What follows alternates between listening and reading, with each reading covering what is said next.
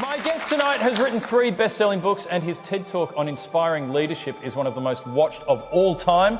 When he talks, it is impossible not to listen. My name is Simon Sinek, and I have a clear vision of what I want to build in this world. I imagine a world in which the vast majority of people wake up every single morning inspired to go to work, feel safe when they're there, and return home fulfilled at the end of the day. I promise you, our guests will help you acquire the behaviors and thought patterns you need to be successful in anything that you're trying to accomplish. I have yet to give a speech or have a meeting where somebody doesn't ask me the millennial question. What's the millennial question? Apparently millennials as a generation, which is a group of people who were born approximately 1984 and after, are tough to manage. And they're accused of being entitled and narcissistic, self-interested, unfocused, lazy. But entitled is the big one. And because they confound leadership so much, what's happening is leaders are asking the millennials, what do you want? And millennials are saying, we want to work in a place with purpose, love that. We want to make an impact, whatever that means. We want free food and beanbags. And so somebody articulates some sort of purpose, there's lots of free food and there's beanbags, and yet for some reason they're still not happy. And that's because they're missing, there's a missing piece. What I've learned is that I can break it down into 4 pieces, right? There are four things, 4 characteristics. One is parenting, the other one is technology, the third is impatience, and the fourth is environment. The generation that we call the millennials, too many of them grew up subject to, not my words, failed parenting strategies, where, for example, they were told that they were special all the time. They were told that they could have anything they want in life, just because they want it, right? They were told, some of them got into honors classes, not because they deserved it, but because their parents complained. And some of them got A's, not because they earned them, but because the teachers didn't want to deal with the parents. Some kids got participation medals. You got a medal for coming in last, right? Which the science we know is pretty clear, which is it devalues the medal and the reward for those who actually work hard. And it actually makes the person who comes in last feel embarrassed because they know they didn't deserve it. So it actually makes them feel worse, right?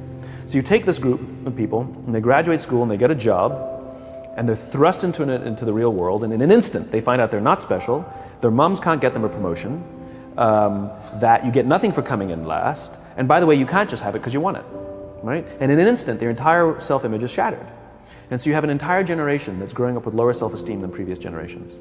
The other problem, to compound it, is we're growing up in a Facebook, Instagram world. In other words, we're good at putting filters on things. We're good at showing people that life is amazing even though I'm depressed, right?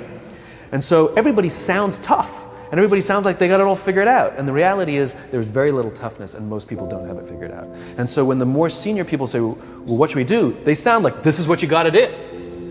And they have no clue, right? So you have an entire generation growing up with lower self-esteem than previous generations, right? Through no fault of their own, right? They were dealt a bad hand, right? Now let's add in technology. We know that engagement with social media and our cell phones releases a chemical called dopamine. That's why when you get a text, it feels good, right? So we've all had it where you're feeling a little bit down or feeling a bit lonely, and so you send out 10 texts to 10 friends, hi, hi, hi, hi, hi, because it feels good when you get a response, right? Right?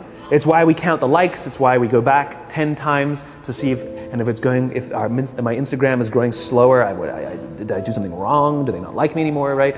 The trauma for young kids to be unfriended, right? Because we know when you get a hit of dopamine, which feels good. It's why we like it, it's why we keep going back to it. Dopamine is the exact same chemical that makes us feel good when we smoke, when we drink, and when we gamble. In other words, it's highly, highly addictive, right? We have age restrictions on smoking, gambling, and alcohol, and we have no age restrictions on social media and cell phones, which is the equivalent of opening up the liquor cabinet and saying to our teenagers, hey, by the way, this adolescence thing, if it gets you down. But that's basically what's happening. That's basically what's happening, right? That's basically what happened. You have an entire generation that has access to an addictive, numbing chemical called dopamine through social media and cell phones as they're going through the high stress of adolescence. Why is this important?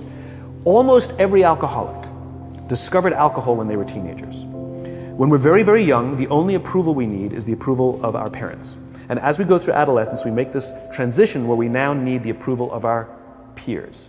Very frustrating for our parents, very important for us. It allows us to acculturate outside of our immediate families into the broader tribe, right? It's a highly, highly stressful and anxious period of our lives, and we're supposed to learn to rely on our friends.